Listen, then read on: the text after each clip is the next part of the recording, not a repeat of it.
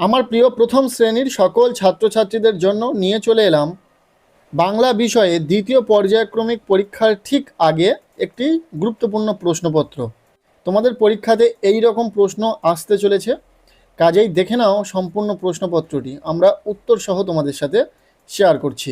তোমাদের second unit test অর্থাৎ দ্বিতীয় পর্যায়ক্রমিক পরীক্ষা হবে 30 নম্বরের, যেখানে সময় দেওয়া হবে 60 মিনিট অর্থাৎ 1 ঘন্টা। সো প্রথম থেকে প্রশ্নগুলো দেখে নাও। প্রশ্নপত্রে একের দাগে বলছে এলোমেলো বর্ণগুলো সাজিয়ে শব্দ গঠন করো। এখানে উত্তর লিখে দেওয়া নেই, তবে আমি উত্তর মুখে বলে দিচ্ছি, তোমরা একটু দেখে মিলিয়ে নাও। প্রশ্নপত্রে কর দাগে যে প্রশ্নটি রয়েছে, এলোমেলো বর্ণ রয়েছে, সেটাকে সাজিয়ে তোমাদেরকে শব্দ গঠন করতে হবে। কি কি রয়েছে? ব দন্তেশ বর্গীঞ্জয়স্বই, তাহলে এটা হবে সবজি। দন্তেশ ব বর্গীঞ্জয়স্বই, সবজি। ঠিক আছে।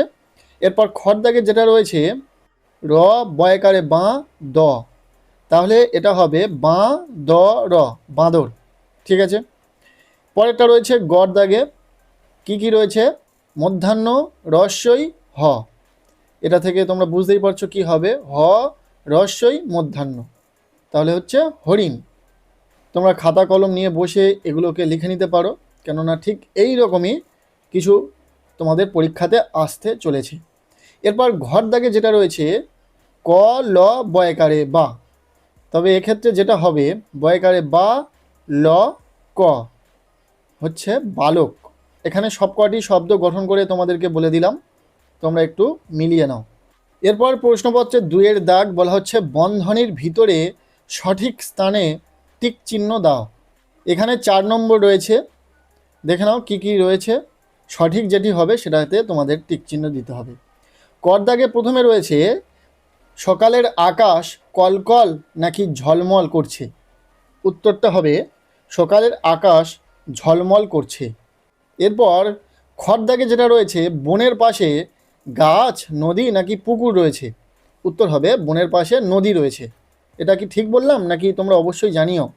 এরপর গড় দাগে যেটা বলছে তাল পড়ছে বিলের ধারে অর্থাৎ পুকুর ধারে, টপ টপ নাকি ধূপধাপ। উত্তরটা তোমরা প্রত্যেকেই জানো, ধূপধাপ। তাল ধূপধাপ করে পড়ছে। এরপর ঘর দাগে বলা হচ্ছে ঠাকুরদা আছে আর আছে ঠাকুমা নাকি দিদা। উত্তরটা তোমরা জানো, উত্তরটা হবে ঠাকুমা। এরপর 3-এর দাগ বলা হচ্ছে বন্ধনী থেকে উপযুক্ত শব্দ বসিয়ে শূন্যস্থান পূরণ করো। এখানে যে যে শব্দগুলো রয়েছে আম, টুপটাপ, বৈশাখী, বাগানেতে। ওই বাগানেতে, তারপরে যেটা রয়েছে বৈশাখী ঝড়ে, তারপরে রয়েছে টুপটাপ, এর পাশে হবে টুপটাপ কাঁচা ড্যাশ পড়ে। উত্তর হবে কাঁচা আম পড়ে। একবার মিলিয়ে নাও। এরপর প্রশ্নপত্রে 4-এর দাগ বলা হচ্ছে সঠিক বর্ণ বসিয়ে শব্দ গঠন করো। অর্থাৎ নিচে বর্ণগুলো যোগ করলে একটা শব্দ হবে, যার মধ্যে একটি করে বর্ণ কিন্তু নেই, যেটা তোমাদেরকে সঠিকটাকে লিখতে হবে।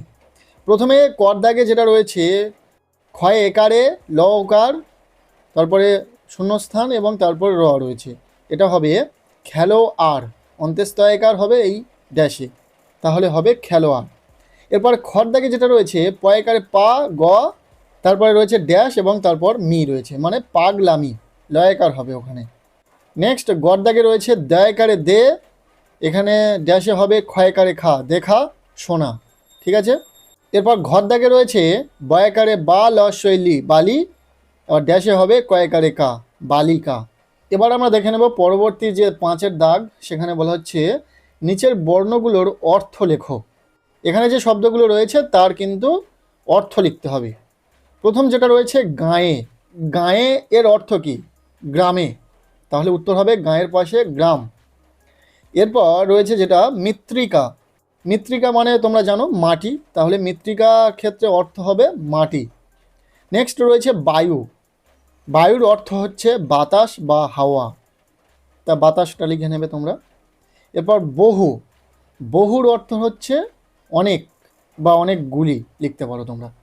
পরবর্তী দাগে বলা হচ্ছে বিপরীত শব্দ লিখি। এখানে যে যে শব্দগুলো রয়েছে তার বিপরীত শব্দগুলো তোমাদেরকে লিখতে হবে। যদি বলে জলে, তোমরা লিখবে স্থলে, তাহলে জলের পাশে বিপরীত শব্দ হবে স্থলে। দিন, দিনের বিপরীত কি হবে? রাত্রি বা রাত, তাহলে দিনের বিপরীত হবে রাত। এরপর রয়েছে বড়, তার বড়র বিপরীত হবে ছোট। এরপর রয়েছে গ্রাম, গ্রামের বিপরীত হবে শহর। এবং সোজা যেটা রয়েছে এর বিপরীত হবে আঁকা বাঁকা।